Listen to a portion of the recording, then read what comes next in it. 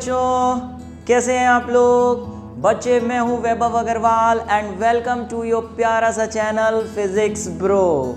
बच्चे, यहाँ चल रहा है क्लास 11 की फिजिक्स की यूनिट 1 का चैप्टर जिसका नाम है डायमेंशनल एनालिसिस। बच्चे, इससे पहले मैं आपको डायमेंशनल एनालिसिस के 4 लेक्चर्स ऑलरेडी डिलीवर कर चुका हूँ जिसके लिंक्स नीचे गिवन हैं, जिसमें मैंने आपको पहले 2 लेक्चर्स में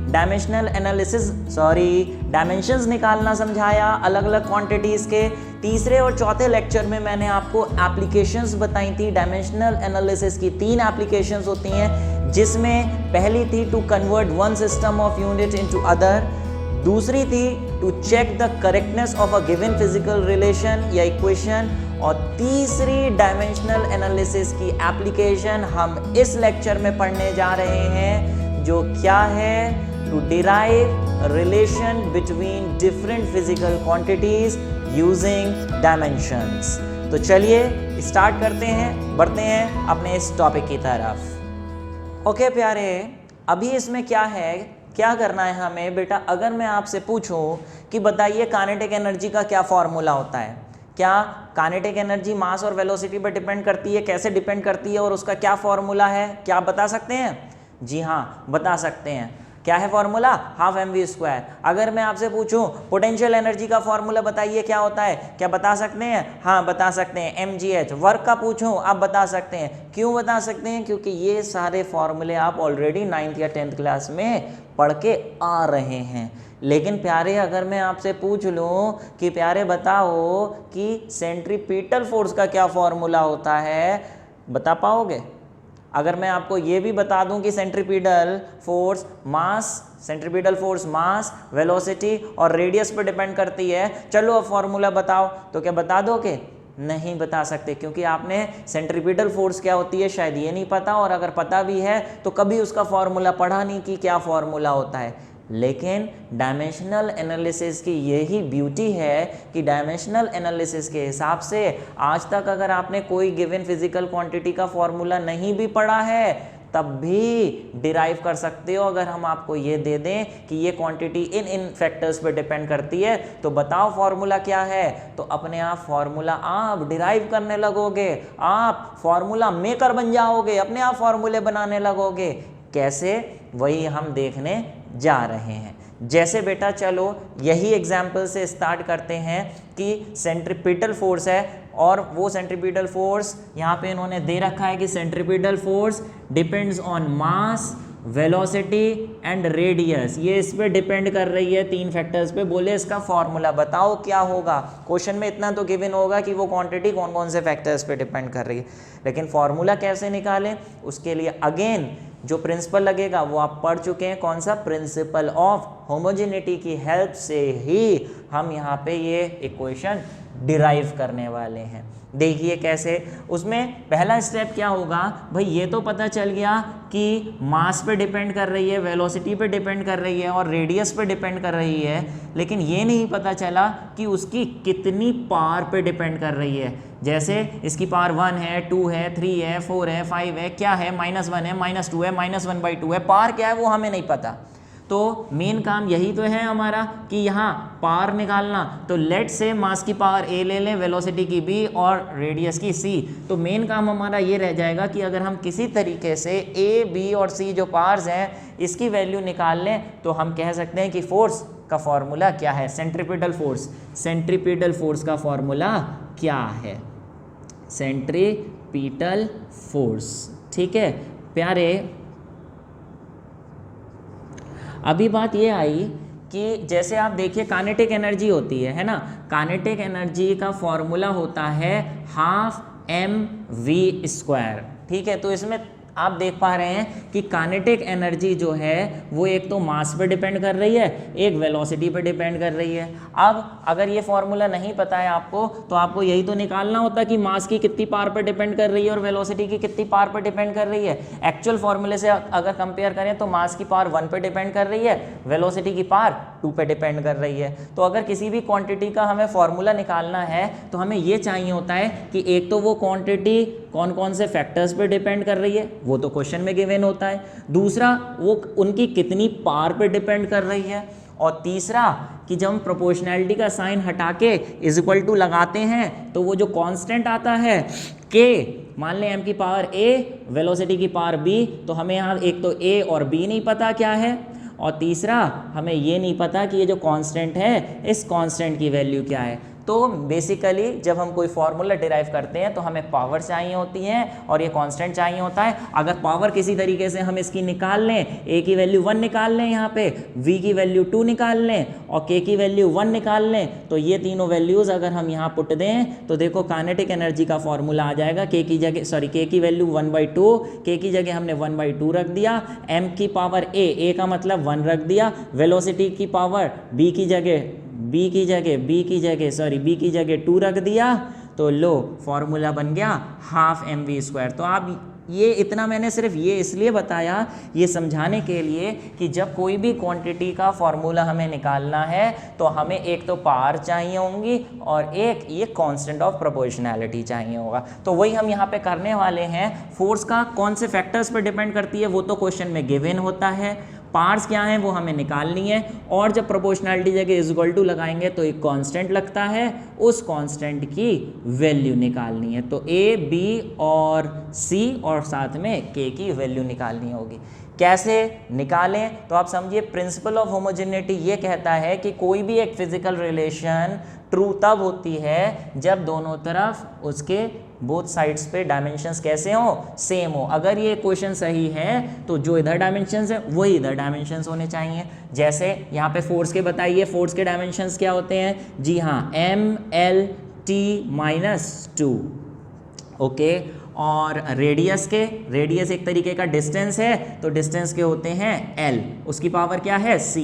वेलोसिटी के क्या होते हैं प्यारे? Yes, lt-1। अभी तो इतना डायरेक्ट याद हो गया होगा, ऐसा नहीं है कि आपको निकालने की ज़रूरत पड़े, इतना हो जाना चाहिए कि आप डायरेक्ट लिख सकें। मास के डायमेंशन क्या होते हैं? m और उसकी पावर a।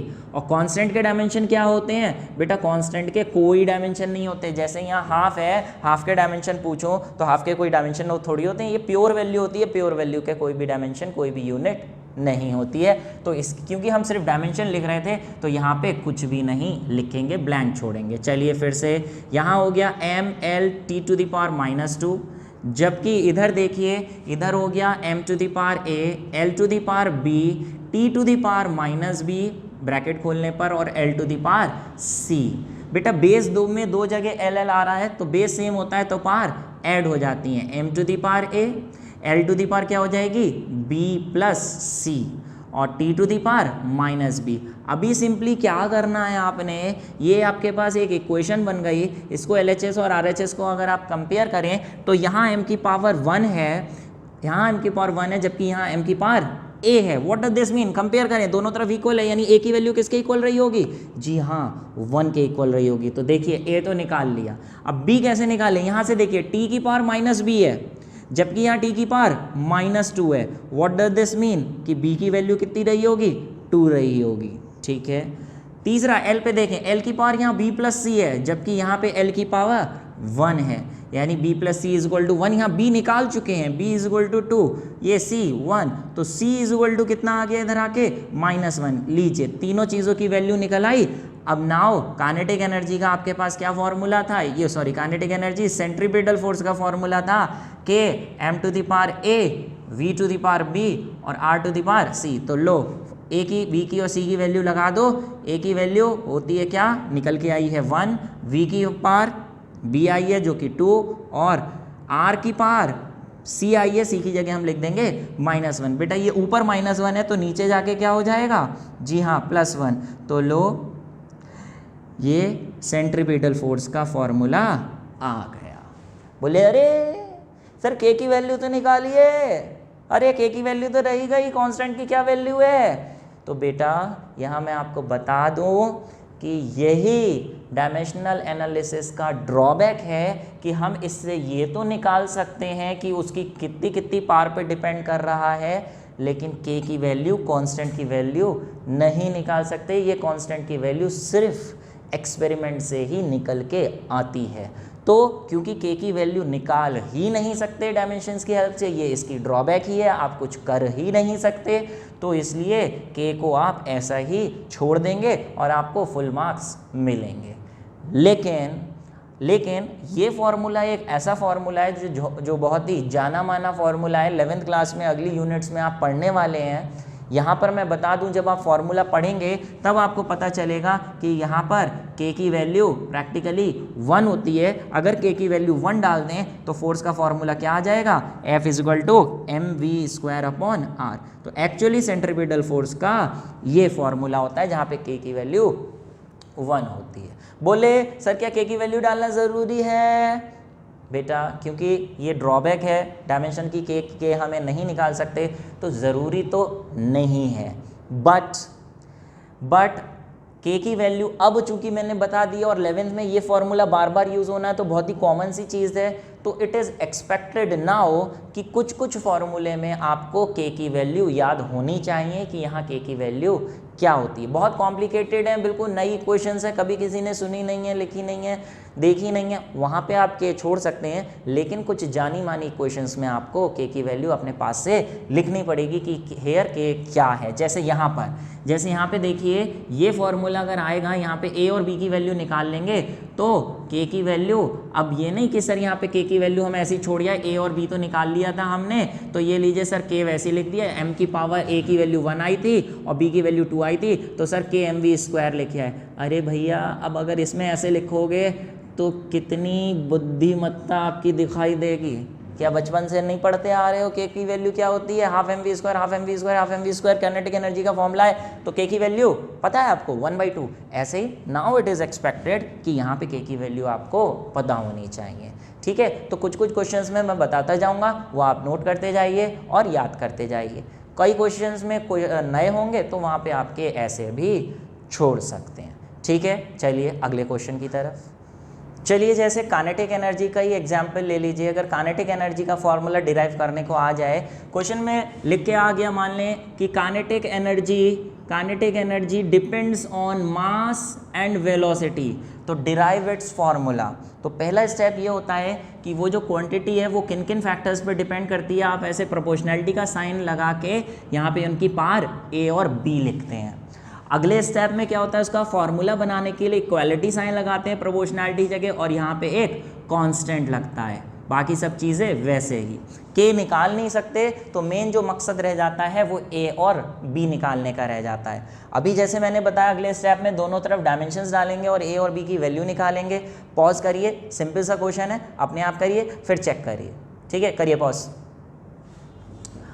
तो देखिए, मैच करिए अभी कि दोनों तरफ डायमेंशंस डाले आपने। काइनेटिक एनर्जी के डायमेंशन क्या होते हैं? एक तरीके की एनर्जी है और एनर्जी के डायमेंशन होते हैं mL/T-2। ठीक है, कांस्टेंट के कोई डायमेंशन नहीं, मास के m⁴ है ही है, वेलोसिटी के L_T-1। लो सिंपली पार खोल दो, m⁴ L⁴ और T⁴ इधर mL/T-2 कंपेयर करिए, जल्दी से कंपेयर। ये यहाँ पे m की पावर a है जबकि m की पावर 1 है, यानी a = 1।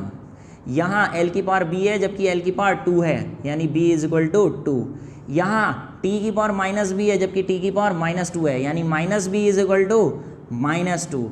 इससे निकल के आ गया b = 2, वो तो पहले ही निकल आया था। a और b निकालना था, निकल आया। काइनेटिक एनर्जी लिखेंगे फिर से formula k m⁴ v⁴ b, ये यहाँ लिखा था, यहाँ ले आए। यहाँ पे m की पावर लगा दीजिए a की वैल्यू आई है 1, b की वैल्यू आई है 2 और ये k। तो काइनेटिक एनर्जी का फॉर्मूला हो गया k mv²। यहाँ लिख देंगे अब क्या, हेयर k = बोलो यस, क्या, हाफ।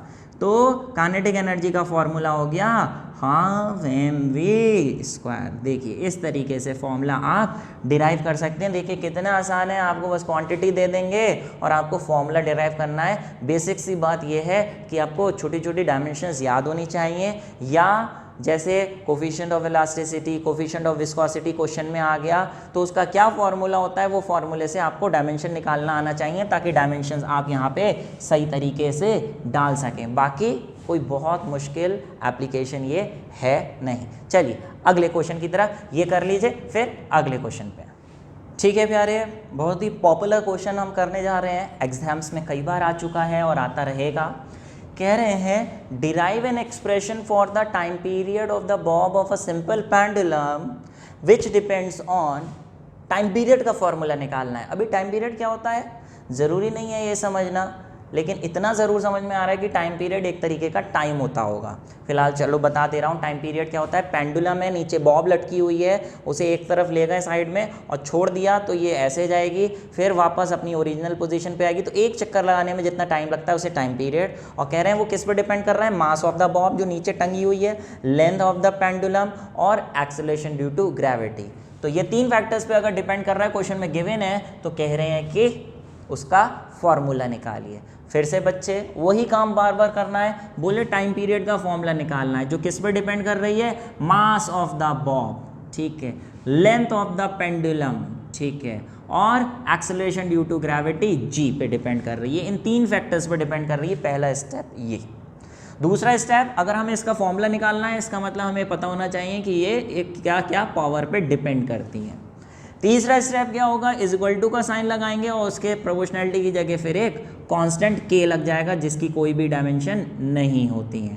तो लीजिए फॉर्मूला तो आपने लिख दिया, लेकिन अभी यहाँ पे अननोन क्वांटिटी है ए बी और सी, वो निकालने के लिए दोनों तरफ क्या करेंगे, डायमेंशंस लिखेंगे। पॉज करिए पहले अपने आप और करना शुरू करिए, और फिर उसके बाद नहीं आए या हो जाए तो उसके बाद चेक करिए कि मैंने क्या किया है। ओके, तो देखिए टाइम इधर की तरफ है, टाइम पीरियड जो एक तरीके का टाइम है। तो टाइम के डायमेंशन क्या होते हैं, जी हाँ टी। ये लीजिए के जल्दी बताओ जल्दी बताओ। अरे सर जी के तो आपने बोले डायमेंशन नहीं होते हैं, तो इसके डायमेंशन नहीं लिखेंगे। मास के, हाँ बहुत ही सिंपल, एम, ठीक है, पार लगाना मत भूल जाना। और लेंथ एल के, अरे ये तो मैं बताऊंगा, एल होते हैं। और जी से एक्सेलरेशन ड्यू टू ग्रेविटी होता है, यानी यहाँ पे एक्सेलरेशन के डायमेंशन लगेंगे जो क्या होता है, एल टी माइनस 2। चलिए ब्रैकेट श्रैकेट खोल दीजिए, M to the power A, L to the power B, L to the power C, T to the power minus 2सी, पावर मल्टीप्लाई हो जाती हैं। यहाँ बेस सेम है एल एल, तो पावर ऐड हो जाएंगी, L to the power B plus C हो जाएगा, T to the power minus 2सी। यहाँ टी टू दी पावर सिर्फ 1, ठीक है। अभी कंपेयर करिए बच्चे, यहाँ एम की पावर ए है, इधर कितनी है एम की पावर, बोले अरे सर यहाँ एम तो है ही नहीं। अरे सर कंपेयर कैसे करें, कंपेयर करो करो करो, कैसे करें कैसे, अरे भैया कोई यहाँ पे एम नहीं है, इसका मतलब एम टू दी पावर कितनी है, 0। एल नहीं है तो एल की पावर 0, तो ये दे रखा है भैया, ऐसे कंपेयर कर लो। तो एम टू दी पावर ए या एम टू दी पावर 0, तो ए इज इक्वल टू 0, ठीक है भैया। पहले एल की पावर कंपेयर करोगे या टी की, अरे यहाँ तो 2 लोग बैठे हैं, इसको मत करो, अकेले इंसान को कंपेयर करो। टी की पावर माइनस सी है 2c, जबकि यहाँ टी की पावर 1 है, तो यानी minus 2c is equal to 1। ये लो c इज इक्वल टू, ये -2 नीचे गया तो -1/2, ठीक है। अब l पे आओ, यहाँ l की पावर b प्लस सी है, जबकि यहाँ l की पावर 0 है। यहाँ पे c की वैल्यू निकाल चुके हैं, c की वैल्यू लिख दो -1/2, तो लो b की वैल्यू आ गई 1/2। इस तरीके से ए बी सी आ गया। नाउ ये फॉर्मूला लेके आ जाओ, t का फॉर्मूला था k m to the power c, तो ये लीजिए k का फॉर्म, k तो पता नहीं तो k लिखा रहने दीजिए, m l और g, m की वैल्यू, a की वैल्यू आई है 0, b की आई है 1/2, जबकि c की -1/2। बेटा ये पावर 0 है, anything raise to the power 0 तो 1 होता है, तो इसे तो हटा ही दो, तो l टू दी पावर 1/2। और बेटा ये जो g की पावर -1/2 है, इसे नीचे ले जाओ तो g की पावर +1/2 बन जाएगा, ठीक है कि नहीं है।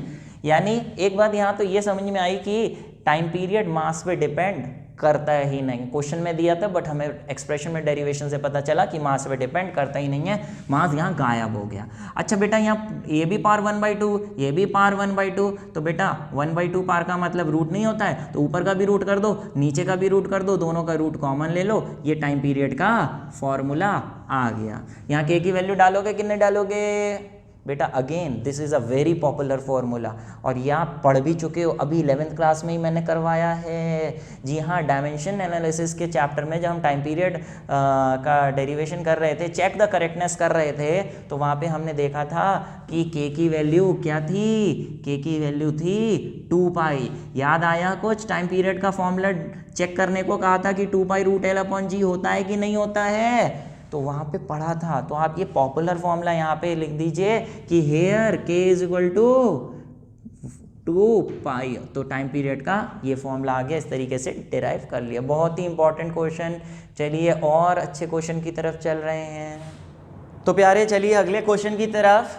अगला क्वेश्चन आपकी स्क्रीन पे है, बेहतरीन, थोड़ा अलग क्वेश्चन है प्यारे, ध्यान से समझिए, पिछले वाले से थोड़ा सा अलग है कंसेप्ट। यहाँ पे कह रहे हैं रेनॉल्ड्स नंबर, जिसे हम एनआर से डिनोट करते हैं, जो कि एक डायमेंशनलेस क्वांटिटी है, is a function of density.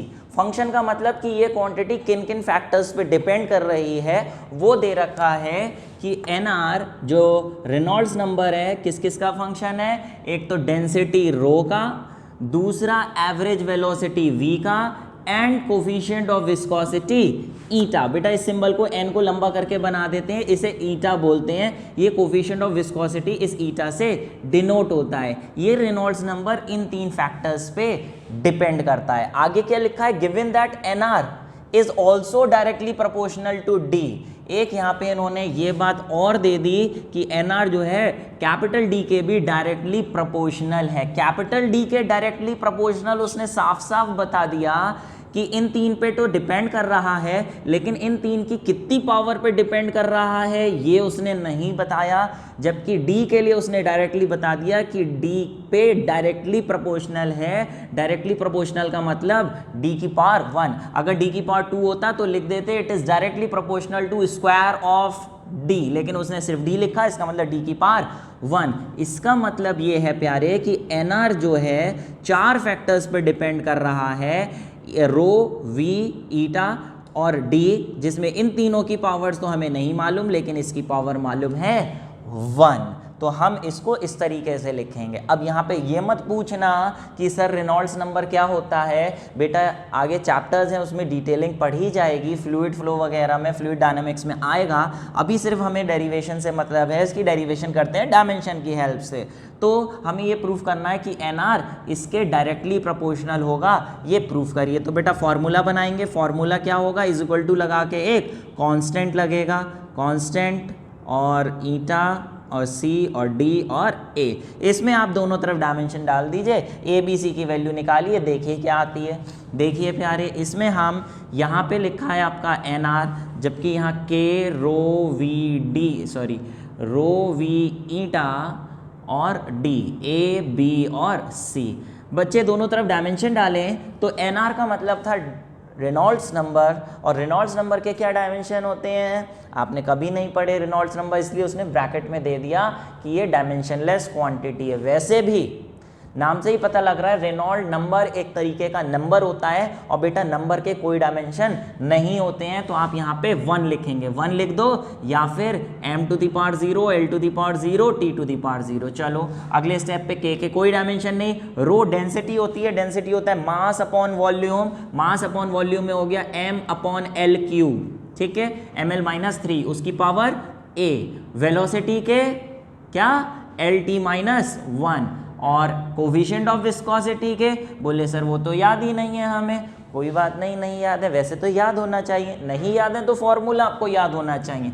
Formula क्या था कोफिशिएंट ऑफ विस्कोसिटी का, force upon area into velocity gradient. तो बेटा इससे आप निकाल लीजिए कोफिशिएंट ऑफ विस्कोसिटी के डायमेंशन, फोर्स का mlt-2, एरिया का l², और वेलोसिटी ग्रेडियंट का होता है velocity upon distance, velocity upon distance, ये कट गया, ये आपका आ गया m, ये 1 - 2 करके हो गया -1, और ये +1 होके t-1। तो बेटा ये याद कर लीजिए कोफिशिएंट ऑफ विस्कोसिटी के ml-1 t-1। चलिए यहाँ डाल देते हैं ml-1 t-1, और d भी तो है, d क्या है डायमीटर, तो डायमीटर एक तरीके की डिस्टेंस होती है, तो इसके डायमेंशन क्या होंगे l, और यहाँ पे पावर ओवर कुछ नहीं है a b c d, तो पावर का मतलब यहाँ पे 1 ही पावर है सिर्फ। चलिए यहाँ पे आप देखिए m यहाँ आ रहा है और यहाँ आ रहा है, तो बेस सेम है तो पावर ऐड हो जाएंगी। एक स्टेप काट के मैं डायरेक्ट लिख रहा हूँ, अब यहाँ m की पावर a है जबकि यहाँ m की पावर c है, तो ये हो जाएगा a प्लस सी। l देखिए एक यहाँ आ रहा है -3a, फिर ये b में आ रहा है +b, फिर यहाँ आ रहा है -c और फिर यहाँ आ रहा है 1। ठीक है, समझ पा रहे हैं? डायरेक्ट लिख रहा हूँ, यहाँ t की पावर -b जबकि यहाँ t की पावर -c। ये इस तरीके से दोनों तरफ MLT आ गए। अब दोनों को कंपेयर कर दीजिए। यहाँ पे आप देखिए 3 इक्वेशंस बनेंगी आपकी। यहाँ पे a प्लस सी किसके इक्वल होगा? जी हाँ, 0 के। अच्छा, -3a प्लस बी माइनस सी किसके इक्वल होगा? -3a plus B minus C is +1 is equal to 0, और t की भी पावर इधर 0 है, यानी -b माइनस सी जो है किसके इक्वल होगा? 0। बेटा आपके पास 3 इक्वेशंस हैं और 3 अननोन क्वांटिटीज़ हैं, इसको आपस में सॉल्व करके ए बी सी आप निकाल सकते हैं। आपको पता होना चाहिए मैथ्स में जितने अननोन क्वांटिटीज़ होती हैं उनको सॉल्व करने के लिए, वैल्यू निकालने के लिए कम से कम उतनी ही नंबर ऑफ इक्वेशन चाहिए। जैसे यहाँ ए बी सी और अननोन है, ए बी और सी अननोन क्वांटिटीज़ हैं, तो 3 अननोन है तो आपको कम से कम 3 इक्वेशन चाहिए। अगर 3 इक्वेशन हैं तो बड़ी आसानी से आप सॉल्व कर लेंगे। कैसे करेंगे? आप देखिए यहाँ इस इक्वेशन से अगर आप a निकाल लें, a को c के टर्म्स में लिख दें, a इधर जाके -c हो जाएगा, और यहाँ पे b को भी c के टर्म्स में लिख दें, b उधर ले जाएं तो b इक्वल टू -c हो जाएगा। इन दोनों को आपने a और b को c के टर्म्स में लिख के इस वाली इक्वेशन में डाल देना है। -3a plus b minus C is equal to 0 + 1। तो आप देखिए अगर a और b दोनों की जगह c डाल देंगे तो इक्वेशन में सिर्फ c बचेगा और c निकल आएगा, फिर तो सब निकल ही आएंगे। ये लीजिए a की जगह -c, b की जगह -c, ये आपका आ गया 3c -c -2c + 1 is equal to 0, और c इज इक्वल टू ये उधर जाके -1। ये लीजिए c तो ये आ गया, which implies that a directly आप बताइए फिर c की जगह अगर -1 रख दें तो a आ गया आपका 1। ऐसे ही -1 यहाँ रख दें c की जगह तो b भी कितना आ गया? +1। ये a b c तीनों आ गए, इस फॉर्मूले में डाल दीजिए। इस फॉर्मूले में डालेंगे तो ये देखिए यहाँ पे nr is equal to k rho a v b eta c d, और ये रो v ईटा d, इसकी वैल्यू आई है a की 1, v की 1, b की 1 और c की -1। जो -1 है उसे नीचे लिख दीजिए, तो रो v और d वैसे ही लिखा रहने दीजिए अपॉन ईटा। इस तरीके से ये n का फॉर्मूला आ गया, जिससे साफ साफ पता चल रहा है nr directly proportional to rho v d upon eta. यही हमें प्रूफ करना था, हैंस प्रूव्ड। तो बेटा यहाँ क्वेश्चन में एक अलग बात ये थी कि यहाँ पे जो गिवन क्वांटिटी है वो 4 क्वांटिटीज़ पे डिपेंड कर रही थी, जिसमें एक क्वांटिटी की पावर कितनी है उन्होंने पहले ही हमें दे दी थी। अगर उसकी पावर नहीं देते, डायमीटर की 1 नहीं देते, वो भी अननोन होता, तो अगर आप यहाँ पे d इसकी पावर a b c के साथ यहाँ d लिख दे तो बेटा ये क्वेश्चन कब ही सॉल्व नहीं हो पाता। यही इसकी ड्रॉबैक भी है जो आपको मैं अभी एक्सप्लेन कर दूं। बेटा अगर इसकी पावर भी यहाँ नहीं देते, जैसे यहाँ पे आ जाता d की पावर d, तो आप सोचिए जब यहाँ पे हम डालते तो यहाँ a b और c के साथ कहीं d भी आता। क्या आता? d भी आता इक्वेशन में, तो आपके पास कितनी अननोन क्वांटिटीज हो जाती? 4 अननोन क्वांटिटीज हो जाती, जबकि इक्वेशंस तो सिर्फ कितनी ही होती? 3 ही होती। क्यों 3 ही होती? क्योंकि है तो बेस m l और t ही सिर्फ, इधर भी m l और t, तो एक बार m को कंपेयर करते, एक बार l को, एक बार t को, तो 3 ही इक्वेशन बनती d a b c d के साथ। तो ये पॉसिबल ही नहीं होता कि अननोन क्वांटिटीज 4 और इक्वेशन 3 कब ही सॉल्व कर ही नहीं सकते 4 अननोन क्वांटिटीज़ को 3 इक्वेशन से। इसलिए ज़रूरी है कि अगर आपको सॉल्व करना है ए बी सी की वैल्यू निकालनी है तो ये ज़रूरी है कि गिवन क्वांटिटी बस ज़्यादा से ज़्यादा 3 गिवन क्वांटिटीज़ पे ही डिपेंड करे, चौथी पे अगर करेगी तो हम उसे नहीं निकाल सकते। ये इसकी ड्रॉबैक है जो अभी हम आगे बताएंगे फिर से। फिलहाल चलिए अगले क्वेश्चन की तरफ, इसको नोट कर लीजिए, समझ लीजिए पहले, फिर अपने आप करिए, नहीं समझ में आए तो फिर से करके फिर से देख के करिए। ओके ठीक है प्यारे, इसी तरीके से अगले क्वेश्चन पे आ जाइए। आप देखिए ये क्वेश्चन आपकी स्क्रीन पे है, अब ही इसे पॉज कर दीजिए और पूरा अपने आप समझ के पूरा अपने आप करिए, उसके बाद टैली करिए कि सही किया है या नहीं। चलिए पॉज करिए।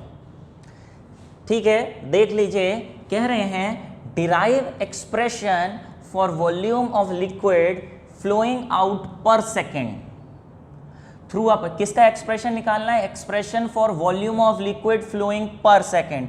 बेटा volume of liquid flowing per second, यानी इधर आप लिख लीजिए वॉल्यूम ऑफ लिक्विड को डिनोट कर दीजिए V से। ठीक है, volume of liquid flowing, volume of liquid flowing per second, flowing per second को डिनोट कर दिया आपने किससे? V से।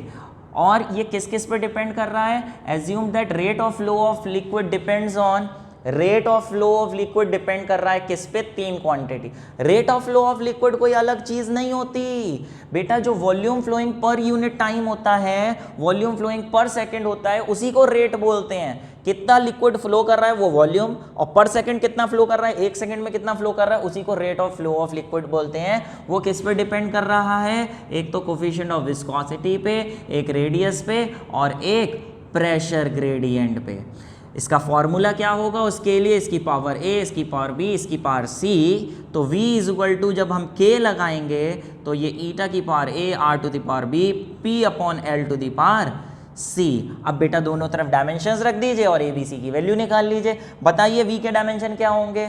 बस कुछ बच्चों ने यही गड़बड़ी कर दी होगी। v बोले v, अरे सर v तो वॉल्यूम है। बोलिए अरे सर वॉल्यूम के डायमेंशन l क्यूब। हाँ भैया वॉल्यूम के डायमेंशन L क्यूब होते हैं, लेकिन यहाँ सिर्फ वॉल्यूम नहीं लिखा, यहाँ क्या लिखा? Volume flowing per second, volume flowing per unit time लिखा है। यानी यहाँ से V से वॉल्यूम डिनोट नहीं हो रहा है, वॉल्यूम अपॉन टाइम डिनोट हो रहा है, जिसकी वजह से इसके dimension L cube upon T होंगे। इसका ध्यान रखिए। कई क्वेश्चन ऐसे आएंगे जहां पे स्मॉल m से डिनोट हो रहा होगा मास पर यूनिट लेंथ, तो इसके डायमेंशन क्या होंगे? m upon l। तो ध्यान रखिए, जल्दबाजी में m के m ही मत लिख दीजिएगा, उस क्वांटिटी के पढ़िएगा कि वो क्या डिनोट कर रही है। फिलहाल चलिए इधर के कुछ नहीं होते, ईटा के अभी आपने निकाल लेते हैं, हम डायरेक्ट लिख दे रहे हैं ml-1 t-1 की पावर a, रेडियस के l, और pressure gradient P upon L होता है, तो कोई बात नहीं, P से प्रेशर के क्या होते हैं? ml-1 t-2। याद नहीं है तो साइड में करके निकाल लो, प्रेशर फोर्स अपॉन एरिया के निकाल लो, ये आएंगे लेंथ के L की पावर C। तो यहाँ क्या हो गया? इधर लिख रहा हूँ, इधर तो हो गया L क्यूब t-1, और इधर हो गया आपका m to the power a, L to the power -a, t to the power -a। ठीक है, फिर बीच में है L to the power b, फिर इधर है एक ये L ऊपर जाके -2 हो जाएगा, तो ये हो जाएगा -2c, और m to the power c, और t to the power -2c। ठीक है, यहाँ बेस कॉमन है, m टू द पावर हो जाएगा a, और इधर c तो a plus c, L to the power -a plus b और -2c, और t to the power -a और -2c। तो ये इस तरीके से, इधर m नहीं है तो m टू द पावर 0 लीजिए, कंपेयरिए जल्दी से। यहाँ m to the power a plus c है, जबकि इधर 0, यानी a plus c is equal to 0, और इधर -a -2c is equal to कितना? -1, और जबकि बीच वाला L के लिए इधर रख रहा हूँ -a plus b -2c is equal to, इधर की पावर ये है, इधर L की पावर 3 है। इन तीनों को आपस में सॉल्व, ये कैसे सॉल्व होंगे? ये देखिए, ये इक्वेशन है, इन दोनों को ऐड कर दीजिए। सिंपली दिख रहा था ये c -2c -c is equal to -1, तो c इज इक्वल टू 1। देखिए कितनी आसानी से आ गई। थोड़ा दिमाग आपको चलाना पड़ेगा कि कौन सी इक्वेशन कहाँ लगाए, बाकी तो दिमाग अपने आप चलाने जरूरत नहीं है, अपने आप ही स्टेप बाय स्टेप सब में एक ही तरीका है करने का, बस डायमेंशंस याद होने चाहिए। सी इज इक्वल टू 1, ये लीजिए ऊपर वाली इक्वेशन में डाल दीजिए, A plus C is equal to 0 है, A plus 1 is equal to 0, यानी ए इज इक्वल टू -1, लीजिए ए भी आ गया आपका। अब ये दोनों वैल्यूज इधर डाल दीजिए, ए की जगह जब -1 और बी पता नहीं और सी की जगह 1, तो ये आपका आ गया 1 - 2 plus B is equal to 3, यानी b इज इक्वल टू ये -1 उधर जाके 4 हो जाएगा, b इज इक्वल टू 4। ये तीनों वैल्यूज a b c इस फॉर्मूले में डाल दीजिए, यहाँ लिख रहा हूँ मैं v is equal to k eta to the power a r to the power b और p upon l to the power c। तो ये आपका आ गया k की वैल्यू उसने क्वेश्चन में दे दी π/8, तो ये आप हालांकि डायमेंशंस की हेल्प से नहीं निकाल सकते, ड्रॉबैक है, लेकिन क्वेश्चन में दे दी है तो लो लिख दो π/8, ठीक है। ईटा की पावर a का मतलब -1, r to the power b का मतलब 4 और p अपॉन l की पावर c का मतलब 1 तो यहाँ 1 हो गया। तो ये आप ईटा की पावर -1 नीचे ले जाइए तो ये हो गया π/8 πp r to the power 4 upon eta l, ये फॉर्मूला हो गया। ये फॉर्मूला कहाँ से आया वो आपने देख लिया, लेकिन ये पूरा एक चैप्टर है फ्लूइड डायनेमिक्स में, हम पढ़ेंगे rate of flow of liquid का फॉर्मूला। इसे पॉइजन इक्वेशन भी कहते हैं। क्या? Poiseuille equation. फिलहाल यहाँ ये क्या चीज़ है उससे मतलब नहीं है, आंसर आ गया, ओके है, ठीक है। चलिए बेटा, ओके प्यारे, तो ये थे आपके एग्जाम्पल्स जिसमें हमने देखा थर्ड एप्लीकेशन के एग्जाम्पल्स कि how to derive relation between different physical quantities using their dimensions. तो 3 हमने एप्लीकेशंस तो पढ़ लिए, ये आपका इतना चैप्टर है, लेकिन इसके बाद एक टॉपिक और, ये जो हमने डायमेंशनल एनालिसिस के एप्लीकेशंस पढ़े, इसके साथ साथ इसके कुछ लिमिटेशंस भी हैं, कुछ ड्रॉबैक्स भी हैं, जो एक एक करके बीच बीच में मैं आपको बताता आ रहा हूँ, लेकिन अभी एक साथ बता रहा हूँ और इसको नोट कर लीजिए समझने के बाद। बेटा सबसे पहले बात आई कि this method does not give any information about the dimensionless constant के।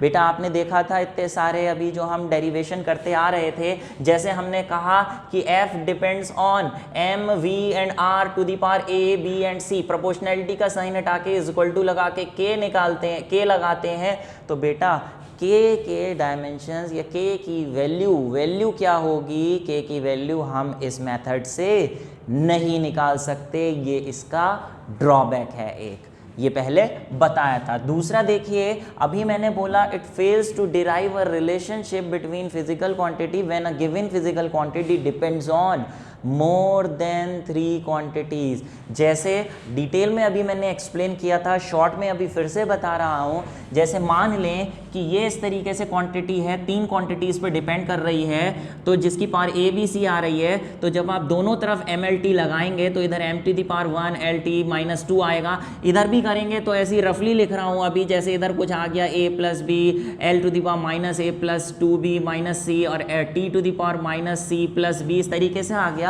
तो आप ये देखिए, क्योंकि बेस में सिर्फ 3 क्वांटिटीज होती हैं m, l और t, तो आप सिर्फ कितनी इक्वेशंस कंपेयर करने के लिए फॉर्म कर सकते हैं, एक m की पावर को कंपेयर कर सकते हैं, एक l की पावर, एक t की पावर, सिर्फ 3 ही इक्वेशंस बना सकते हैं यहाँ पे, इससे ज़्यादा नहीं बना सकते। और क्वांटिटीज़ कितनी है यहाँ पे अननोन, a, b और c, तो आप आसानी से इसे सॉल्व कर सकते हैं, a, b, c की वैल्यू निकाल सकते हैं। लेकिन अगर यहाँ कोई चौथा फैक्टर भी हो जाता, जैसे डेंसिटी की पावर d हो जाती, तो बेटा यहाँ पे d वगैरह भी आ जाता, इस तरीके से d भी इंट्रोड्यूस हो जाता, तो आप देखिए इक्वेशंस तो सिर्फ 3 ही बनती कंपेयर करने के लिए, क्योंकि यहाँ पे m, l और t की पावर जो है वो सिर्फ 3 इक्वेशन बनाएंगे, एक m की पावर कंपेयर करके, एक l की पावर, एक t की, तो इक्वेशंस 3 ही बनती, 3 से ज्यादा नहीं बनती। अननोन क्वांटिटी कितनी हो गई, 4, तो ऐसी इक्वेशन कभी आप सॉल्व कर ही नहीं सकते जिसमें 3 इक्वेशन से आपको 4 अननोन क्वांटिटीज निकालनी हो। तो इसलिए we can derive relation for a given physical quantity when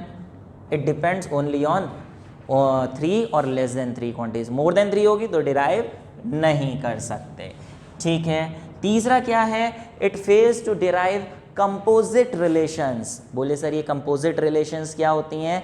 ऐसी रिलेशंस बेटा जिसमें 2 या 2 से ज़्यादा टर्म्स होती हैं, उनके बीच में प्लस माइनस आता है, वो हम इस मेथड से डिराइव नहीं कर सकते।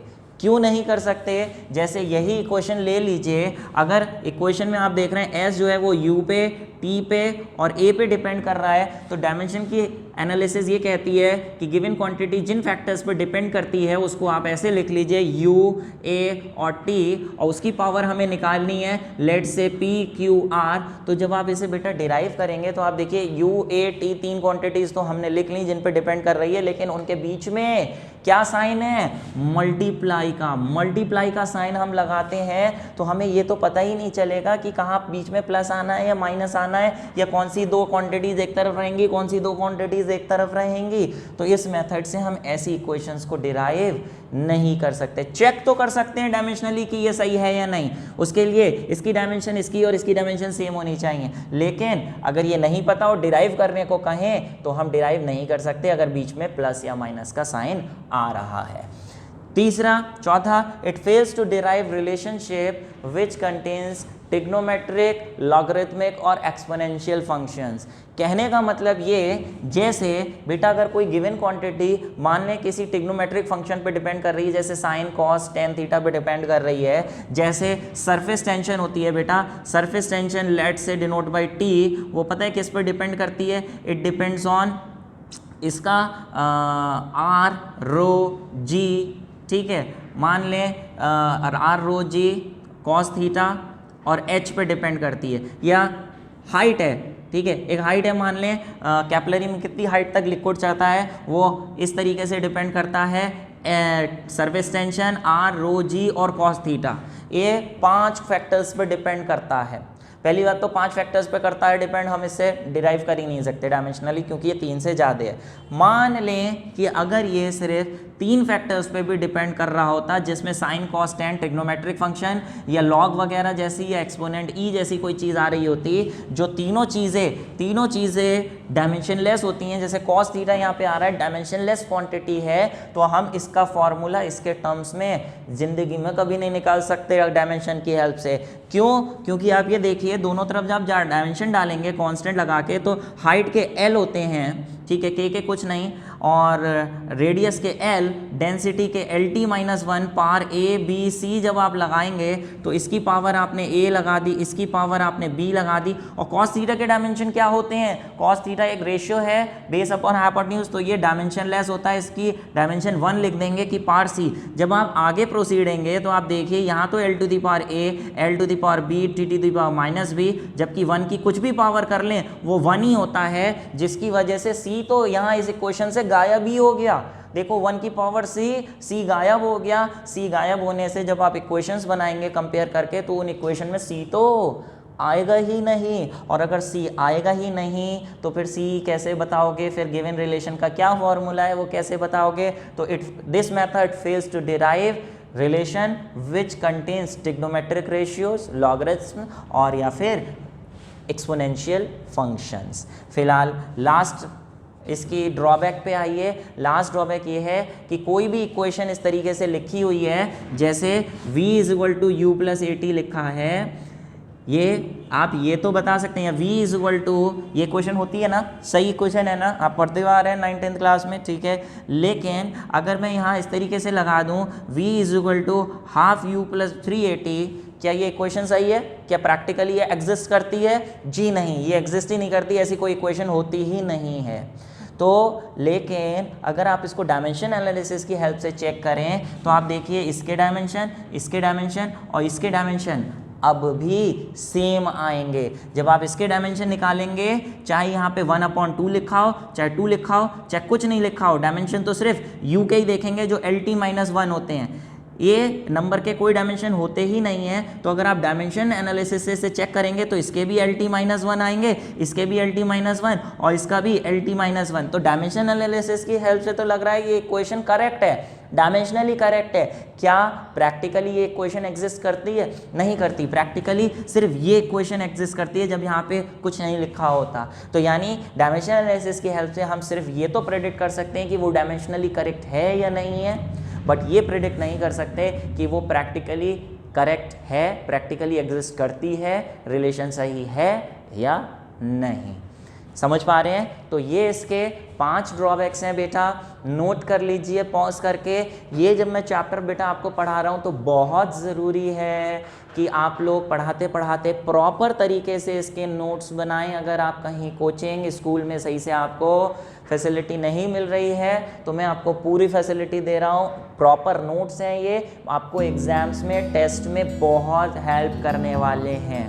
फिलहाल बेटा डायमेंशनल एनालिसिस में ये सारी चीज़ें हैं जिसके बहुत सारे एग्जाम्पल्स मैंने दिए हैं आपको, लेकिन इसके बाद एक लेक्चर हम और पढ़ाएंगे आपको जिसमें कुछ बहुत ही उम्दा लेवल के, बढ़िया लेवल के, कंपटीशन लेवल के क्वेश्चंस मैं आपको कराऊंगा। अगर आपके बेसिक्स क्लियर हैं तो वो करने में बहुत ही मज़े आने वाले हैं। पिछले लेक्चर्स के और इस लेक्चर और आगे आने वाले लेक्चर्स के सारे लिंक्स नीचे डिस्क्रिप्शन बॉक्स में गिवन हैं, वहाँ जाके आप डायरेक्ट जंप कर सकते हैं और प्रैक्टिस करते रहिए जितने मैंने कराए हैं। उसके अलावा बुक्स नहीं हैं या चुने हुए क्वेश्चंस आपको चाहिए तो मैंने आपको असाइनमेंट दी है। हमारी ऐप, प्ले स्टोर की app Gurukul classes designed by Edukeda private limited आप डाउनलोड कर सकते हैं, जिसका लिंक भी नीचे डिस्क्रिप्शन बॉक्स में है, और वहां जाके आप इस चैप्टर की असाइनमेंट से अपनी प्रैक्टिस कर सकते हैं। बहुत ही बढ़िया लेवल के क्वेश्चन है